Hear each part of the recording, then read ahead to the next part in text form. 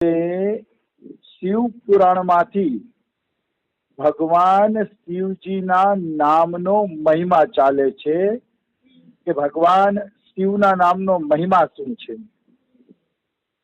કદાચ આજે આ મહિમા પૂરો થઈ જશે તો કાલે આપણે રુદ્રાક્ષનો મહિમા ચાલુ કરવાનો છે.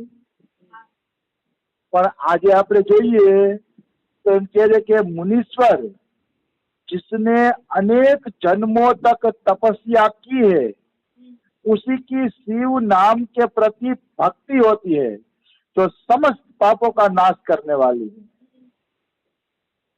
मतलब ऋषि मुनियों ने संत एम કહે છે કે જેની અનેક જન્મોની તપસ્યા છે, અનેક જન્મ સુધી જે તપસ્યા કરીને જીવ આવ્યો છે એની જ ભગવાન શિવજીના નામની અંદર ભક્તિ થાય છે, રુચિ થાય છે, બાકી કોઈની રુચિ થતી નથી.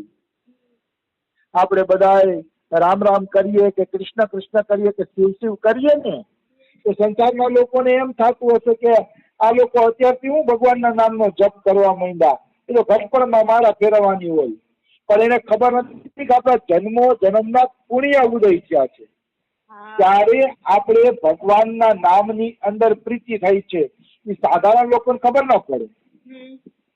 જે લોકો એમ કે ને કે આ તો ઘટપણમાં લેવાય ભગવાનનું નામ, તો માનવાનું કે એટલા પાપી છે કે હજી એને ભગવાનના નામની અંદર પ્રેમ નથી થયો, એટલે એને પાપી જ ગણવા જોઈએ આપણે.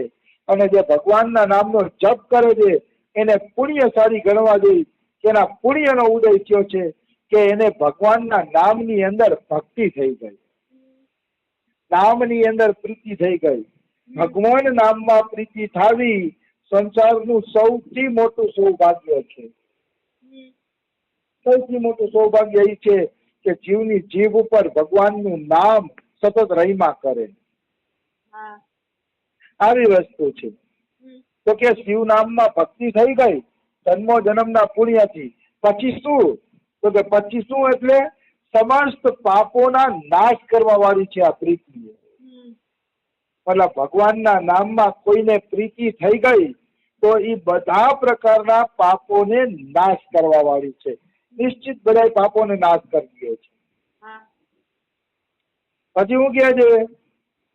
जिसके मन में भगवान शिव के नाम के प्रति कभी खंडित न होने वाली असाधारण भक्ति प्रकट हुई है उसी के लिए मोक्ष सुलभ है, यह मेरा मत है. मतलब यहाँ कह रहे कि जेना મનમાં શિવજીના નામ પ્રત્યે ક્યારેય ખંડિત ન થાય ને એવી ભક્તિ પ્રગટ થઈ ગઈ હોય તો એના માટે મોક્ષ સુલભ છે. સુલભ એટલે સરળ છે, એને તરત જ મોક્ષ મળી જશે. સંતો કહે આવો અમારો મત છે. પણ જુઓ એ શિવ નામની અંદર ભક્તિ અને રુચિ કેવી? તો કે ક્યારેય ખંડિત ન થાય એવી. માનો બેદી નામ જપ કર્યા અને બેદી એ લગ્ન પ્રસંગમાં વયા ગયા, ના વયા ગયા, મોજ મજા કરવા વયા ગયા, વળી પાછળથી નામ ન કર્યા, વળી ઘરે આવ્યા સત્સંગમાં બેઠા તેમ કરે અરે નામ તો કરવા દે. વળી કઈક પ્રસંગ આવી ગયો અને પ્રસંગમાં એવા મશગુલ બની ગયા કે 5-6 દી નામ ભૂલી ગયા. એમ નહીં, નામ તમારું ક્યારેય ખંડિત થવું જોઈએ નહીં. લગ્નમાં જાઓ, ગમે જાઓ, છૂટશે કઈ વાંધો નહીં, પણ ત્યાં ભગવાન શિવનું નામ, ભગવાનનું નામ તમારા મોઢા ઉપર રમતું હોવું જોઈએ. તો જો આવું નામ જપ કરવા માંડશો ને તો એમ કે એના માટે મોક્ષ સુલભ છે, એને બહુ ઝડપથી મુક્તિ મળી જશે. એમાં કોઈ એટલે કોઈ શંકા નથી. એટલે અખંડિત નામ રહેવું જોઈએ. ભલે પછી કોઈ કારણસર ભૂલાઈ ગયું હોય અને તમને યાદ આવી જાય ને વળી તમને આત્મગ્લાની સરકારે નામ ભૂલાઈ ગયું, નામ તો કરવાનું છે, તો એવી રીતે ભૂલાઈ જાય તો વાંધો નહીં. પણ આ તો આપણે હાવ ભૂલી જ જતા હોય હવે રહેવા દો ને. પેલી લગ્નમાં હું મારા ને જપ ને એવું કરે તમદી પછી કરી લેશું એમ જે ઉપેક્ષા ભાવ છે ઉપેક્ષા ભાવ આવવો જોઈએ નહીં. જેને ઉપેક્ષા ભાવ આવી જાય છે ને એનું ભજન નષ્ટ થઈ જાય છે. આપણા જીવનમાં પ્રાથમિકતા તો ભગવાનના નામની જ હોવી જોઈએ. ભગવાનનું નામ જ આપણા જીવનમાં આગળ હોવું જોઈએ. બીજા બધા કાર્ય પાછળથી, બીજા કાર્ય કરવાના છે, હું એમ નથી કહેતો નિષ્કામ ભાવે કરો, પણ ભગવાનનું નામ આગળ રહેવું જોઈએ. ભગવાનનું નામ ખંડિત થવું જોઈએ નહીં, તો બહુ મોટા સૌભાગ્યની વાત છે. અરે આપણે તો શું નામ જપ કરશી. ભક્ત માલમાં એક પ્રસંગ આવે છે. એકવાર નારદજીને અભિમાન આવી ગયું કે મારા જેવું નામ કોઈ જપતું નથી, હું સતત નારાયણ નારાયણ નારાયણ નામનો જપ કરું છું. આવો અભિમાન આવી ગયું નારદજીને. એટલે ભગવાનને ખબર પડી ગઈ કે નારદજીને અભિમાન આવી ગયું છે, અને ઈ નારદજીનું અભિમાન દૂર કરવા માટે ભગવાને એને લીલા કરી અને કીધું નારદજી હાલો મારા ભેગા કે શ્વેત દ્વીપમાં જાય. તો નારદજી કે શ્વેત દ્વીપમાં પ્રભુ શું કરવા જાવ છો તમે? તો કે અહીંયા મારા ભક્તોના દર્શન કરવા જાઉં છું.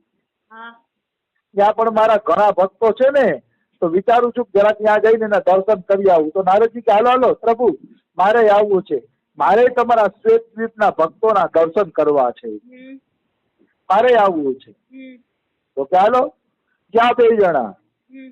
તો એક સરોવરના કિનારે એક પોપટ રામ રામ રામ રામ જપતો હતો. તો એને પાણીની તરસ લાગી હતી, નદી કિનારો બાજુમાં હતો, તોય પાણી નતો પીતો. એટલે નારદજીએ કીધું પ્રભુ આ પોપટને છે ને પાણીની તરસ લાગી છે, પણ આ પાણી પીતો નથી, શું કારણ છે? તો ભગવાન વિષ્ણુ કહે છે કે પાણી પીશે પણ એનું જપ ખંડિત થઈ જાય ને એનો એને ડર લાગે છે કે હું નદીમાંથી ચાંચ બોરીને પાણી પીશ ત્યાં સુધી મારો જપ ખંડિત થઈ જશે. એને જપ ખંડિત થાય ને એની બીક છે, એટલે કોઈ એને રામ રામ સંભળાવશે ને ત્યારે એ પાણી પીશે. તો નારદજી કહે તો હું જ રામ રામ સંભળાવું, બિચારો પાણીનો તરસો થયો છે. એટલે પછી નારદજી ગયા અને રામ રામ બોલવા માંડ્યા. તે પોપટે પટ પટ પટ કરી ચાંચ બોલીને પાણી પી લીધું, અને પાણી પીને પાછો પોપટ રામ રામ રામ રામ જપવા માંડ્યો. આને કહેવાય અખંડિત નામ. બે માળા કરી લીધી અને આપણે એમ કહી કે ભગવાન આપણે મોક્ષ આપી દઈએ, તો એમ કઈ નવરા નથી ભગવાન. અખંડિત નામ જપ થવા જોઈએ, સતત નામ જપ થવા જોઈએ. નામ જપમાં ખંડન આવવું જોઈએ નહીં, મતલબ સમય વ્યર્થ નો જ આવવો જોઈએ નામ જપ વગર. તો એવા જપ થાય ને ત્યારે ભગવાનની પૂર્ણ કૃપા ઉતરે છે અને મોક્ષ થઈ જાય છે. તો કે તો બે માળા વાળાનું શું? તો કે બે માળા વાળો યમરાજના દરબારમાં નહીં જાય, એને યમરાજથી છુટકારો મળી જશે, પણ ભગવાનની સેવા અને ભગવાનનો પ્રેમ પ્રાપ્ત કરવા માટે એને અવશ્ય 2-3 જન્મ લેવા પડશે, અવશ્ય. એમાં કોઈ એટલે કોઈ શંકા નથી. આવી વસ્તુ છે. એટલે જે અખંડિત જપ કરે છે એના માટે મોક્ષ સુલભ છે એમ સંતો કહે છે. પછી કહે જો અનેક પાપ करके भी भगवान शिव के नाम जप में आदर पूर्वक लग गया है, वह समस्त पापों से मुक्त हो जाता है, इसमें संशय नहीं है. मानो कोई अनेक पाप કર્યા, જન્મો જન્મના પાપને તો છોડો, આપણે ખબર છે કે આ જન્મે આપણે ઘણા પાપ કર્યા છે, તોય જો એ ભક્ત નામ જપમાં લાગી જશે, શિવજીના નામનો જપ કરવા માંડશે, તો એ બધા પાપોમાંથી મુક્ત થઈ જશે, એમાં કોઈ સંશય નથી. જીવ પાપ કરેલો છે એને ખબર છે કે મેં આટલા પાપ કર્યા છે, તો પણ ભગવાને છૂટ આપી દે કે મારા નામના જપમાં લાગી જશે અને આગળ કોઈ પાપ નહીં કરે તો પાછલા બધા પાપોમાંથી મુક્ત થઈ જશે. અને આના ઉદાહરણ મોટામાં મોટા છે પ્રેમ ભિક્ષુજી મહારાજ. પ્રેમ ભિક્ષુજી મહારાજે પોરબંદર થી જુનાગઢની પટ્ટીમાં એવા કેટલાય લોકોનો ઉદ્ધાર કર્યો છે જે પેલા ગુંડા જેવા હતા. કેટલાય નો ઉદ્ધાર કર્યો છે, કોઈના નામ દઈને ચર્ચા ના કરાય, કારણ કે એ બધા જીવે છે હજી, કે જેના જીવન ગુંડા જેવા હતા એને અખંડ રામ નામની ધૂનમાં રદ કરી દીધા છે પ્રેમ ભિક્ષુજી મહારાજે. તો આ શું છે? આ ઈ જ સાબિત કરે છે આ શ્લોક પ્રમાણે કે પેલા ભલે તમે પાપ કર્યા હોય, હવે તમે શ્રી રામ જય રામ કરો, તો આગળ નવા પાપ ન કરો તો ભગવાન તમારો સ્વીકાર કરી લેશે. તો ભગવાન આવા દયાળુ છે. એ અવશ્ય જીવનો સ્વીકાર કરે છે, એમાં કોઈ એટલે કોઈ પણ પ્રકારની શંકા નથી. પણ એક નવા પાપ ન થાય ને એનું ધ્યાન રાખવું પડે. બાકી તો એક નામે કાપી છે. અરે હું કહું જાજા નામ લેવાનો ટાઈમ ન મળે તો ભલે થોડા લ્યો, પણ ભાવ સાથે ચિત્ત લગાડીને નામ લ્યો તોય બહુ મોટો ફાયદો મળે છે.